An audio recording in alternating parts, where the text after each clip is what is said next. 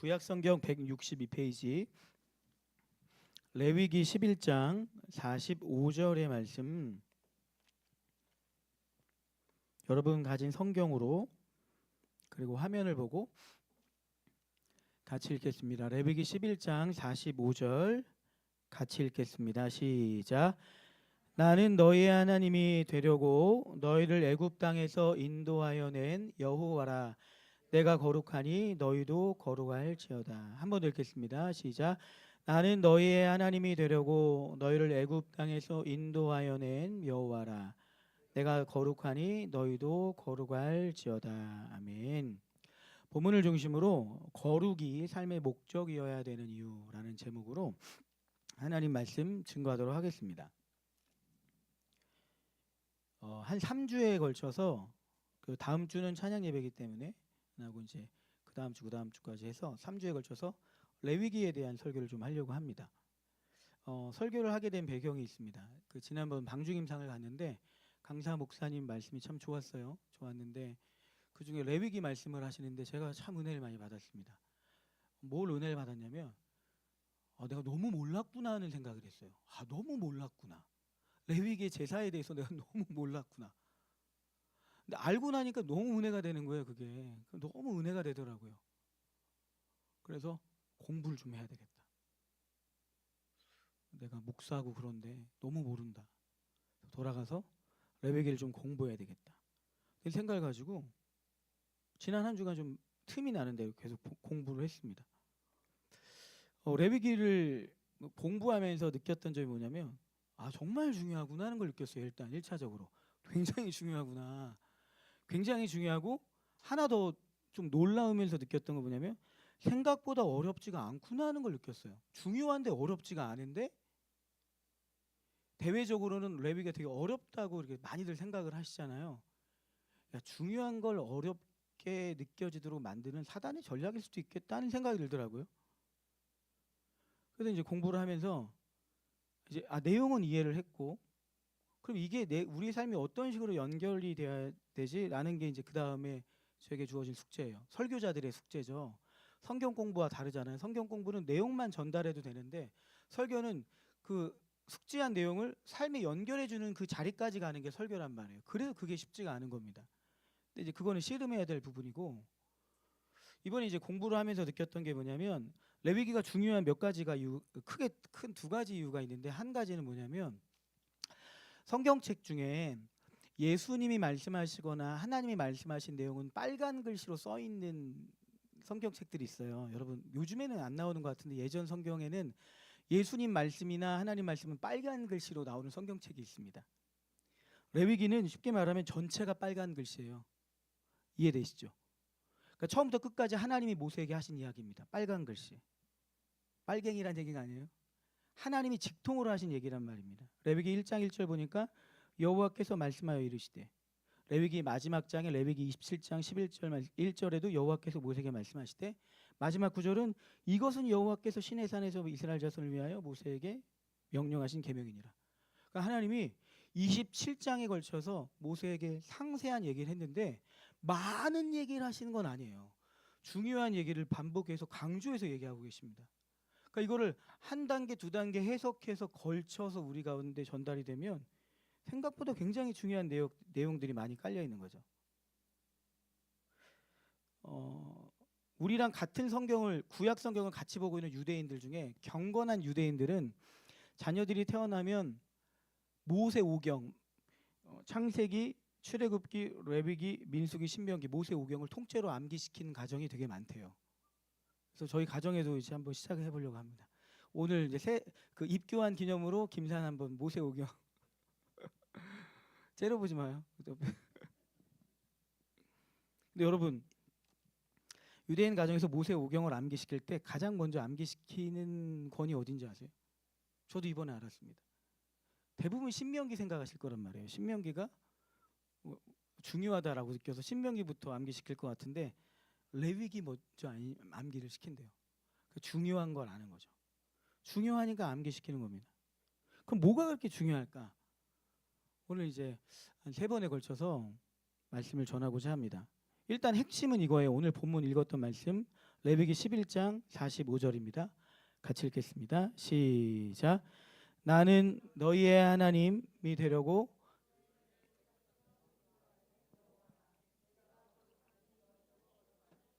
아멘. 레위기에 5번에 걸쳐서 내가 거룩하니 너희도 거룩할지어다라는 말씀을 하고 있어요. 내가 거룩하니 너희도 거룩해야 돼.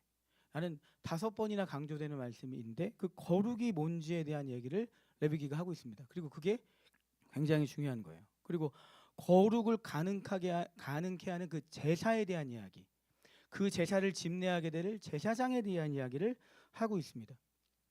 레위기는 기본적으로 세상을 바라보는 관점이 오늘 우리가 바라보는 관점과 좀 다릅니다. 오늘 우리가 세상을 바라보는 관점은 이분법적으로 거룩한 것과 속된 것 두 가지 윤신의 핸드폰 하면 목사님 버리기로 했어, 그지? 아니지? 오케이. 거룩한 것과 속된 것 두 가지로 이분법적으로 나누고 있는데 레위기에서는 세상을 3분법 세 가지로 나누고 있습니다. 그 세 가지는 이거예요. 띄워주세요. 정결과 부정과 거룩입니다. 정결, 부정, 거룩. 이 세 가지로 세상을 보고 있어요. 정결, 부정, 거룩. 근데 지금 레위기의 주제가 뭐라고요? 내가 거룩하니 너희도 거룩하라. 그러니까 거룩을 향해 나가야 되는데 그게 뭔지 그 중요한 내용을 정결과 부정과 거룩 세 가지 주제를 가지고 설명을 해 나가고 있어요. 그럼 하나씩 보겠습니다. 정결 보겠습니다. 정결은 뭐냐면 죄가 없는 상태예요. 죄가 없는 상태. 가변적입니다. 쉽게 영향을 받아요. 죄가 없는 상태지만 쉽게 영향을 받아서 부정을 만나면 부정하게 되고 거룩을 만나면 거룩하게 됩니다. 정결한 상태가 부정에게 영향을 줘서 거룩하게 하거나 정결한 상태가 거룩을 만나서 더 거룩하게 할 수는 없어요. 근데 정결한 상태는 부정에게 영향을 받고 거룩에 영향을 받습니다. 계속 가변적으로 변화되는 거예요. 죄가 없는 상태지만 마치 이런 거예요. 은쟁반 위에 있는 옥구슬처럼 불안정한 상태입니다. 언제 떨어질지 모르는 그런 상태예요. 기본적으로 하나님을 만나기 전에 아담의 타락한 이후에 인간의 상태는 이 정결한 상태로 일단 출발을 하는 거죠. 굉장히 불안전한 상태인 거죠. 쉽게 부정해질 수 있는 그 불안전한 상태라는 겁니다. 자, 두 번째 부정입니다.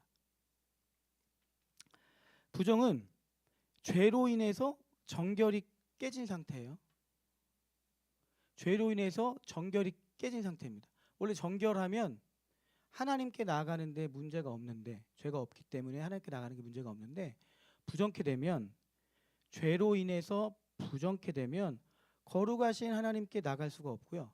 구약의 법대로 보면 부정한 상태로 바로 하나님께 나가면 즉사입니다. 즉사예요. 그래서 구약의 이스라엘 민족은 하나님을 만나고 하나님을 구하는 거에 대해서 오늘 우리처럼 편안하게 구하지를 못했어요. 왜냐하면 내 상태가 지금 정결하지 않은 상태로 하나님 만나면 내가 죽는다는 걸 알기 때문에 기본적으로 하나님에 대한 위험이 있습니다. 그럼 오늘날 그 그리스도인들이 신앙생활할 때 이게 조금 회복돼야 될 부분 중에 하나예요. 하나님을 아버지로 이야기하면서 너무 편안해진 경향이 있습니다. 그렇다고 하나님 불편하게 여기라는 게 아니라 기본적으로 하나님 거룩하신 분이에요. 죄에 대해서 하나님은 그러니까 뒷방 할아버지처럼 좋은 게 다 좋은 거지 하고 그냥 쉽게 넘어가질 수 있는 분이 아닙니다. 죄에 대해서는 하나님은 심판하시고 진노하셔야 되는 분이에요. 여러분. 그러니까 그걸 전제로 깔아놓은 상태로 성경을 보고 그 전제가 깔아놓은 상태로 그 하나님 우리를 사랑하신다는 걸로 가야 하나님의 사랑이 입체적으로 굉장히 폭넓게 이해가 되는 겁니다. 제가 지난번 그 레위기 설교를 들으면서 정말 많이 울었거든요. 새벽에. 울면서 무슨 생각이 들었냐면 이 정도까지 사랑해 주실 만큼의 사람은 아닌데 라는 생각이 들었어요. 제가.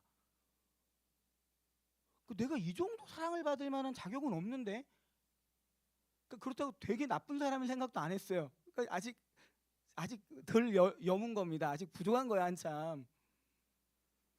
근데 이 정도까지 사랑을 받을 수 있는 사람은 아닌데 그러니까 하나님의 거룩부터 출발해서 사랑으로 가게 되면 그 사랑의 크기가 입체적으로 엄청나게 커 보이는데 그 중요한 역할을 출애굽기 후반기부터 레위기에서 얘기하는 그 제사 그리고 이제 이 다음번에 설명하게 될 그 성막 안에서 그 내용들이 이해가 되게 되는 거죠. 근데 여러분, 인간은 하나님을 만나지 않으면 진정한 행복을 누릴 수가 없어요. 영원한 생명을 누릴 수가 없어요. 평안과 자유를 얻을 수가 없습니다. 근데 부정한 상태가 된 인간은 하나님 만날 수 없단 말이에요.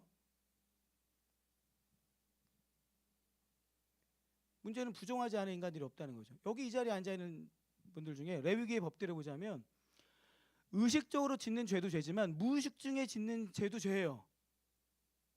이 안에서 하나님 기준에 나는 죄가 없다라고 말할 수 있는 사람이 있냐 이거예요. 구약의 법대로 가서 보자면 그러면 그 상태로 지금 왜 하나님 이 자리 찾아오시면 우린 죽는 겁니다. 죽는 거예요. 살아 있잖아요.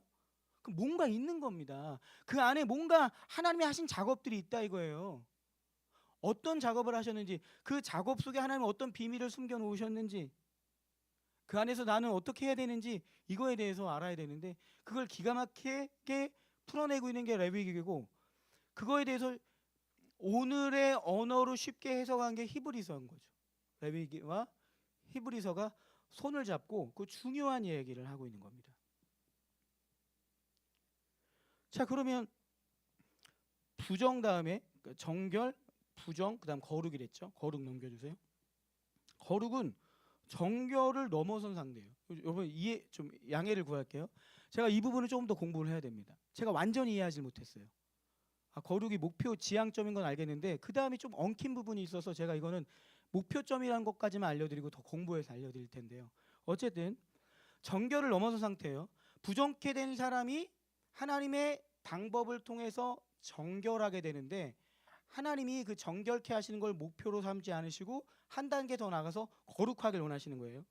그래서 정결해진 상태에서 거룩하신 하나님을 만나게 되면 거룩하신 하나님과의 만남 속에서 거룩하신 하나님의 성품과 하나님의 능력과 하나님의 자비와 하나님의 사랑과 하나님의 지혜를 영향을 받는 거죠. 아까 말씀드렸죠. 정결은 영향을 줄 수는 없다니까요. 근데 영향을 받는다고요. 정결케 되어 거룩하신 하나님께 나아가게 되면 거룩하신 하나님의 거룩뿐만 아니라 다른 성품들을 하나씩 내꼬로 동기화 작업들이 일어나는 거죠. 그게 성화의 작업이고 제자가 되어져 가는 과정이고 하나님 그것을 목표하고 계시단 말입니다. 자, 그러면 부정케 된 자가 정결케 되고 거룩하게 되는 방법은 이미 죄를 지었어요. 그럼 어떻게 해야 돼? 이제 앞으로 안 지면 되는 겁니까? 안 된다니. 이미 지었다니까요. 이게 해결이 돼야 된단 말이에요. 해결할 방법이 부정케 된 사람 스스로에게는 없는 거예요. 이미 죄를 지었단 말이에요. 죄가 들어와서 정결이 깨졌어요. 부정한 상태가 됐습니다. 그럼 이 들어온 죄, 문제가 된 그 죄의 문제를 해결하지 않으면 정결할 수도 없고 정결하지 않으면 거룩하신 하나님께 나아갈 수가 없는데 정결해지지 않으면 거룩하신 하나님 나에게 찾아오시면 나는 죽어버리는 건데 그럼 어떻게 해야 되는 겁니까? 그때 하나님께서 부정케 된 자를 다시 정결케 하기 위한 축복의 통로, 은혜의 통로로 세워놓으신 게 구약의 제사인 거예요. 할렐루야. 이해되시죠? 그러니까 그 제사가 중요한 거예요? 중요하지 않은 거예요? 말할 수 없이 중요한 겁니다. 그래서 하나님이 제사만 평생 동안 집례하도록 세워놓은 사람이 제사장인 거예요. 그 사람들은 평생 하나님이 먹을 걸 먹여주시면서 그 일만 집례하는데 실제로 제사장이 하는 일은 25가지밖에 없습니다. 많은 일을 한 사람들이 아니에요. 근데 많은 일을 한다고 꼭 중요한 건 아니잖아요. 죄 짓는 일을 수백 개 하는 것보다 의로운 일 한두 개 하는 게 맞죠. 25가지 일을 평생 동안에 그 일을 집중해서 집례하는 역할을 하는 게 제사장의 역할인 겁니다. 그럼 제사가 뭔지 말씀 이쁘게 잘 들어. 너무 이쁘다 지민아. 부정케 된 자가 정결케 되기 위한 유일한 방편이 제사예요. 네, 제사는 정결케 하지만 정결하게 하는 게 목적은 아닙니다. 왜요? 정결케 되면 또 부정케 될 수 있기 때문에 제사는 정결이 목표가 아니라 제사를 통해서 거룩하신 하나님께 나가게 하는 통로의 역할을 하는 겁니다. 할렐루야. 이해되시죠? 거룩하신 하나님께 나아가 거룩해 하는 것을 목적에서요 하나님이 제사를 5가지 제사의 방법을 허락하셨어요. 번제, 소제, 화목제, 속죄제, 속건제 5가지 제사를 허락하셨는데 그 중에 그 제사의 한 가지 흐름, 그리고 가장 중요한 제사가 속죄제입니다. 당연히 그럴 수밖에 없겠죠. 죄를 해결하는 제니까. 번제는 원문의 의미를 보면 죄를 덮는 역할을 해요. 태워서 올리는 건데 죄를 덮는 역할. 속죄제는 죄를 없애는 역할. 그러니까 속죄제가 가장 중요한 핵심이란 말입니다. 죄를 속하는 방법. 그런데 하나님이 죄를 속하는, 죄를 지우는, 죄를 덮는, 죄의 문제를 해결하는 방법으로 하나님이 선택하신 방법이 뭐냐? 헌금을 많이 해야 돼. 교회 건축을 해야 된다니까. 교회 봉사를 열심히 해야 돼. 네가 목사가 돼야 죄 문제가 해결이 된다. 차라리 이러면 좋겠는데 그렇게 하지 않으셨죠? 그거에 대한 중요한 이야기. 우리가 너무 자주 들었지만 너무 가볍게 여기고 있는, 그렇지만 굉장히 신비롭고 중요한 이야기가 레위기 17장 11절에 있습니다. 같이 읽겠습니다. 시작. 육체의 생명은 피에 있습니다. 내가 이 피를 너희에게 주어 제단에 뿌려 너의 생명을 위하여 속죄하게 하였나니 생명이 피에 있으므로 피가 죄를 속하느니라. 아멘. 죽음으로서만, 피로서만, 피 자체가 생명이기 때문에 죽음으로서만 죄의 문제가 덮어지고 해결이 되는 거예요. 왜요? 왜요? 왜 이 심각한 죄의 문제가 죽어야만, 피를 흘려야만 해결이 되는 겁니까? 왜요?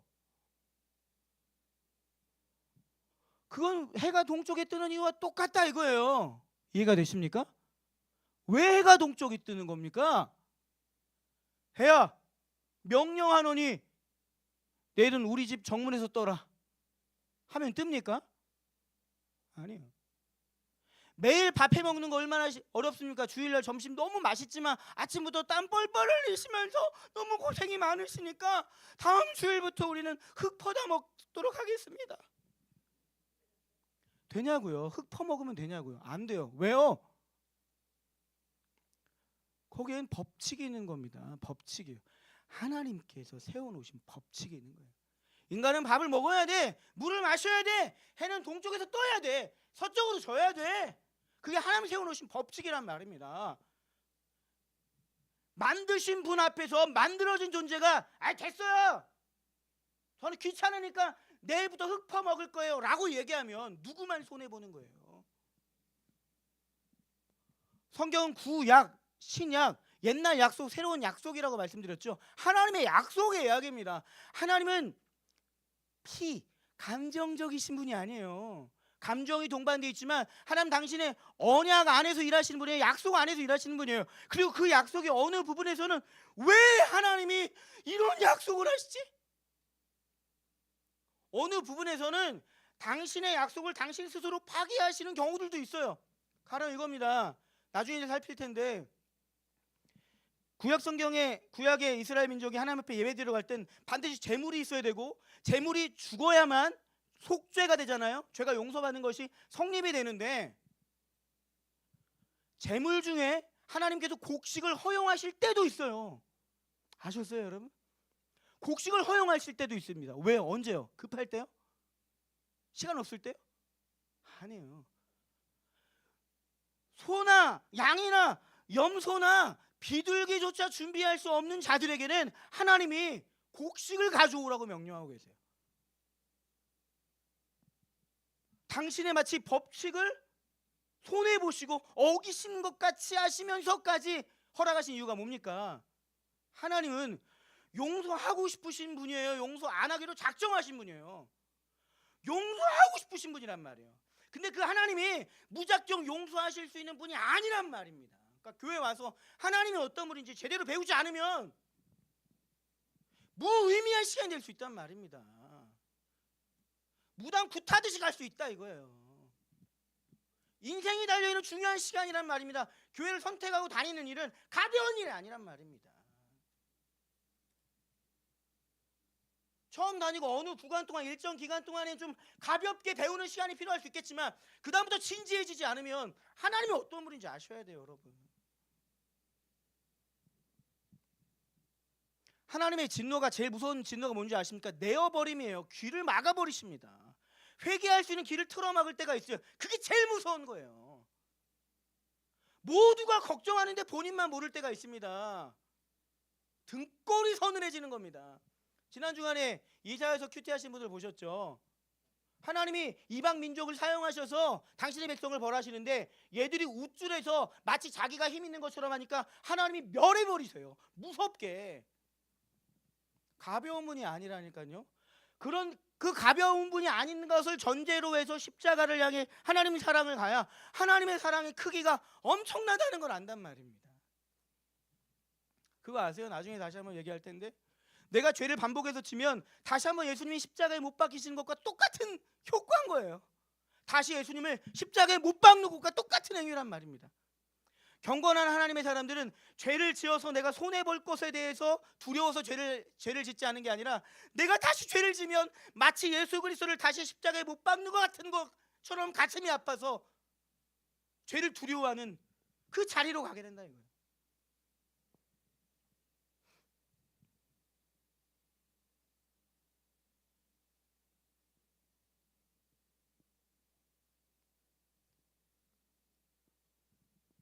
자주 예배 드리는 것도 아니잖아요. 한 주에 한 번 드리는 분들 대부분이시죠.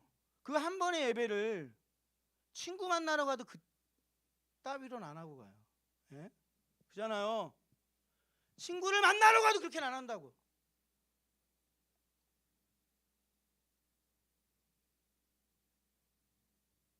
회사 면접 보러 갈 때 늦는 사람 있습니까?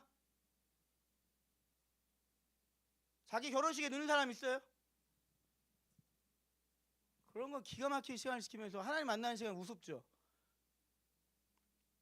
당신의 태도가 하나님 향한 당신의 태도를 보여주는 겁니다. 안 된단 말이에요. 거룩한 예의를 갖추실 수 있어야 됩니다. 하나님 정말 은혜를 주고 싶어 하시는데 그 은혜가 빗나가는 경우들이 있는 겁니다. 하나님 편에서 너무 속상하게요. 교회가 복음의 비밀을 감춰버리면 그거를 이 사람들이 몰라서 은혜를 못 누리는 경우들이 생기는 겁니다. 그건 이제 하나님 피눈물이 쏟아지는 거예요. 뒤집어서 한 명의 교역자가 복음이 뭔지에 대해서 구약과 신약을 뚫어서 그 하나님의 섭리와 비밀을 깨달아 알게 되는 하나님의 사람 한두 명이 나타나게 되면 얘기가 달라지는 겁니다.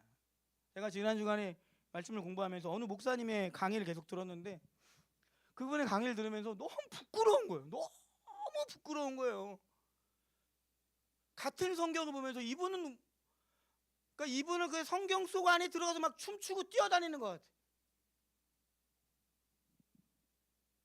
한 2, 3일 동안 설교하라고 어디다 이렇게 보내드리면 2, 3일 동안 멈추지 않고도 설교하실 것 같아요. 너무 부끄럽더라고요. 뭐 했나 싶기도 하고.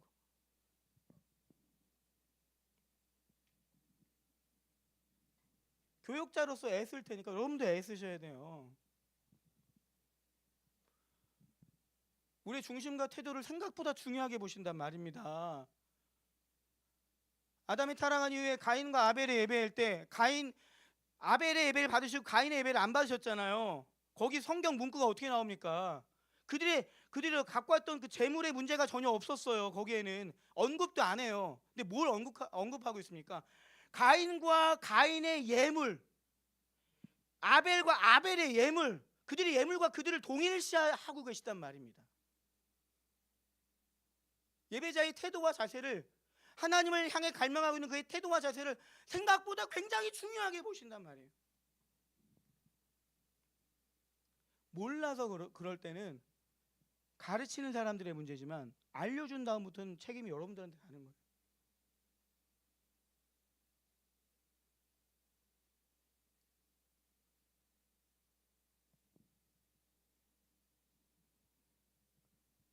진지하게, 신앙생활을 좀 진지하게 접근할 필요가 있습니다. 여러분, 성경은 목회자들의 전유물이 아닙니다. 성경을 조금 더 사랑을 하셔야 됩니다.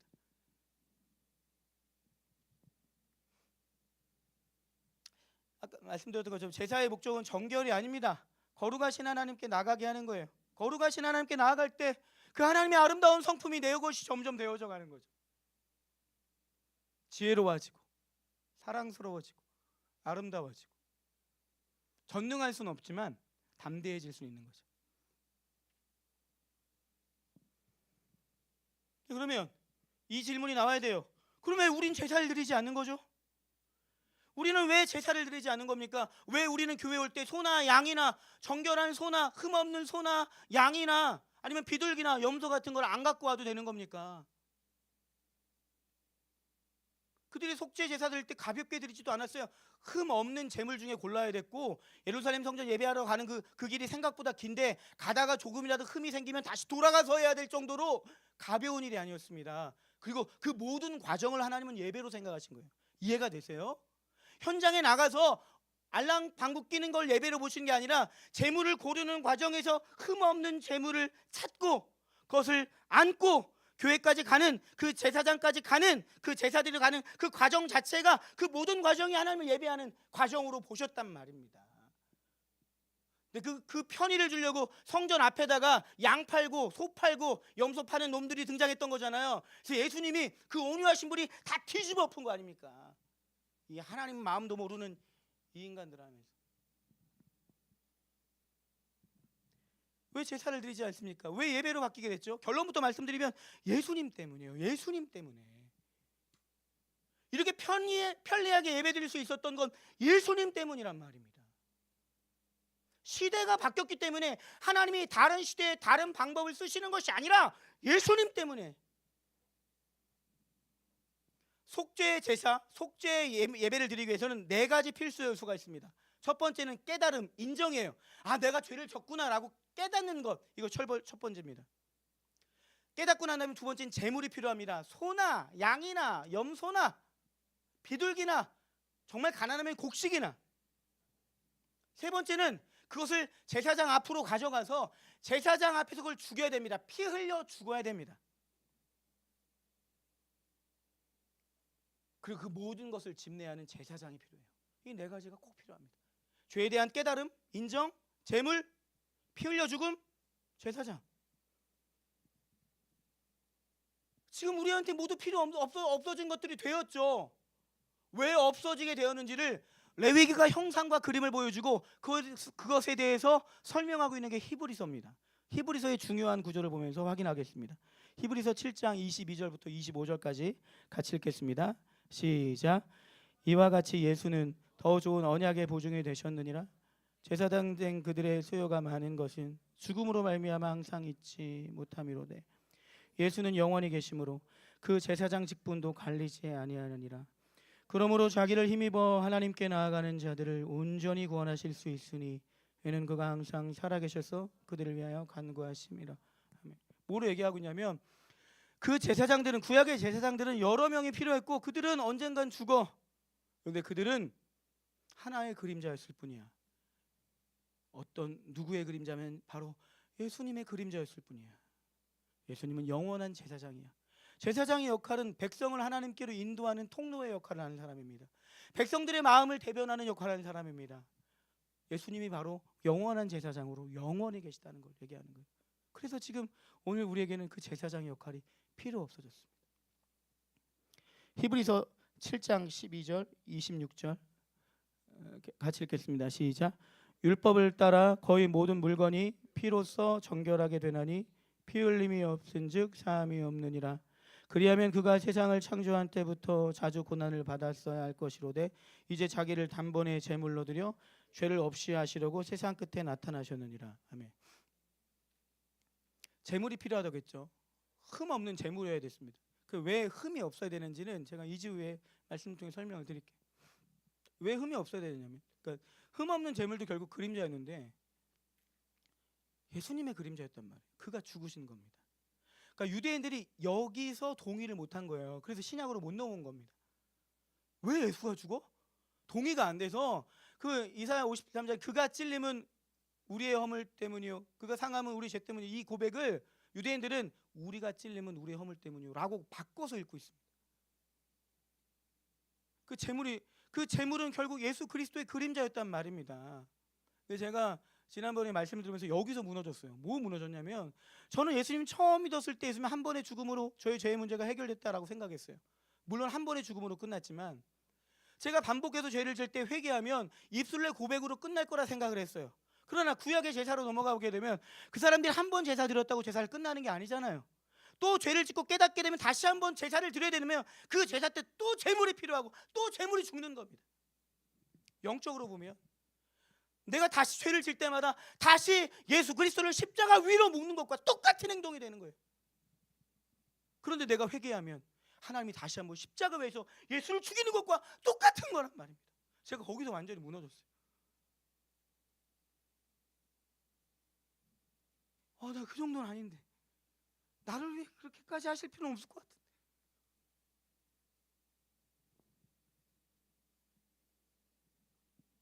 히브리서 10장 10절부터 14절입니다. 같이 읽겠습니다. 시작. 이 뜻을 따라 예수 그리스도의 몸을 단번에 들이심으로 말미암아 우리가 거룩함을 얻었노라.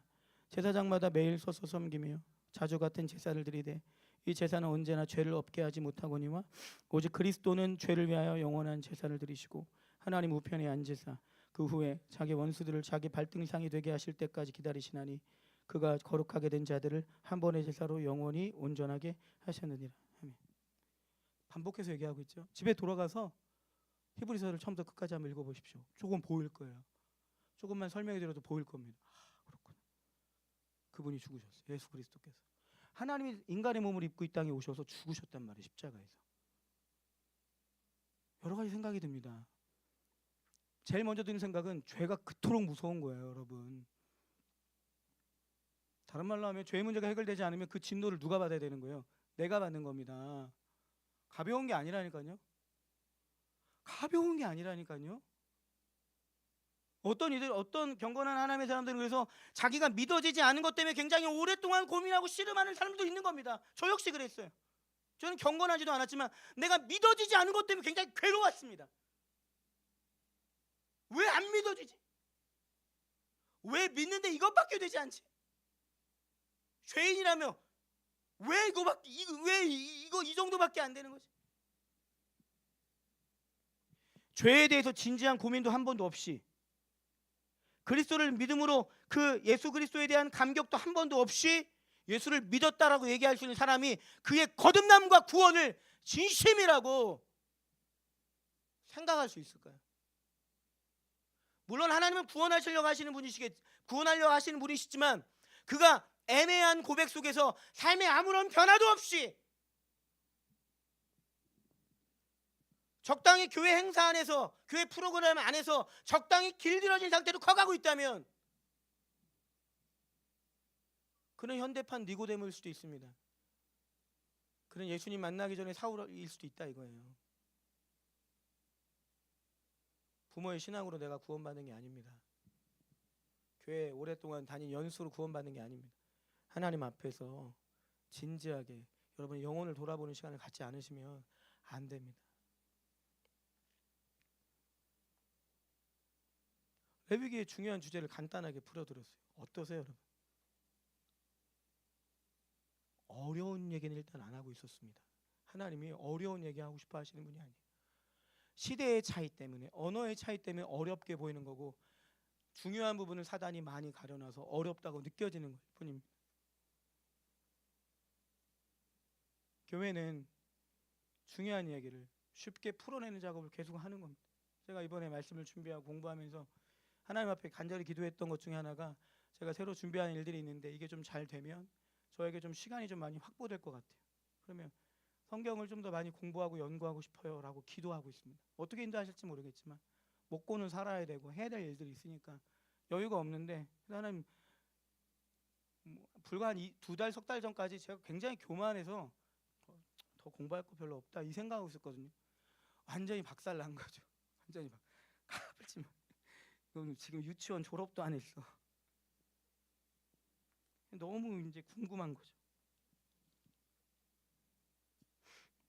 정확하게 알려주는 작업을 해야 됩니다. 정확하게 알려주기만 해도 사람이 변화돼요. 안 변화될 수가 없습니다. 정확하게만 알려줘도 들으면서 바뀌거든요. 그리스도인의 삶의 목표가 정결이면 안 됩니다. 거룩으로 나아가야 돼요. 어떤 사람은 예배당 문 열고 들어올 때 이미 그는 구약의 성막 안에 들어가는 한 성도 같은 모습으로 들어갈 수도 있는 거죠. 주의 보좌로 나아갈 때 어떻게 나가야 할까? 찬양의 제사 드리며 성소로 들어갑니다. 오늘 제가 일부러 빠른 찬양도 다 빼고 찬양 배열을 이렇게 해본 거예요. 주께 엎드려 경배드립니다.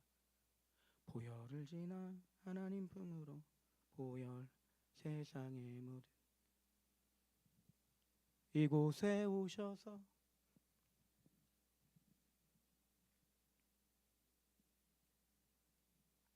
말씀이 실제가 되는 것을 경험하고 누려야 됩니다. 누리다 보면 감사하게 되고 사랑하게 되고 변화하게 됩니다. 바로 이해하게 되면 왜 나 같은 사람을 이만큼 사랑하십니까? 라는 고백이 나옵니다. 자격이 없는데요. 송구스럽습니다. 출애굽기 후반부를 가보면 하나님이 이스라엘 백성과 언약을 맺으시는데 그 언약을 나중에 이제 선지서에 가면 그런 식으로 얘기합니다.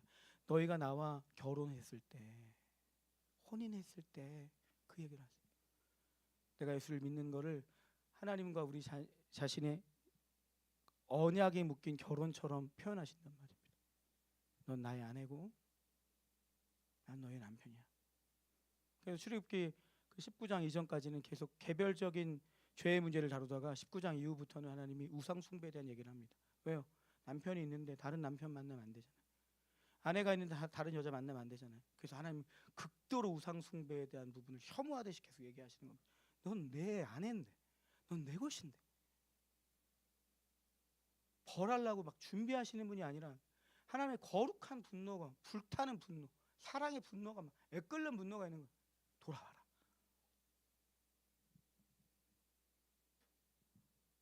회개도 내가 깨닫고 돌아가는 작업을 해야 돼요. 그게 누가복음 15장의 탕자의 비유입니다. 누가복음 15장에 세 가지 비유가 있잖아요. 잃은 양의 비유와 잃은 동전의 비유와 잃은 아들의 비유잖아요. 세 가지 비유가 특징이 있는데 하나 분명히 다른 게 있습니다. 첫 번째, 두 번째, 양과 동전은 스스로 주인에게 찾아갈 수가 없어요. 이건 구원의 그림입니다. 잃은 양에게 찾아가듯 동전에게 찾아가듯 하나님 우리에게 찾으셨다는 그림이고, 잃은 아들은 본인이 돌이켜서 돌아올 수 있다 이거예요. 이건 구원받은 이후에 죄를 지었을 때 이 문제를 어떻게 해결하는지에 대한 중요한 힌트인 겁니다. 깨달았으면, 주님 품을 떠나서 망했으면 빨리 돌아와. 네가 돌아오는 결단만 해도 아버지가 달려가서 널 끌어안고 널 보호해 줄 거야. 하는 중요한 의미가 담겨 있는 거예요.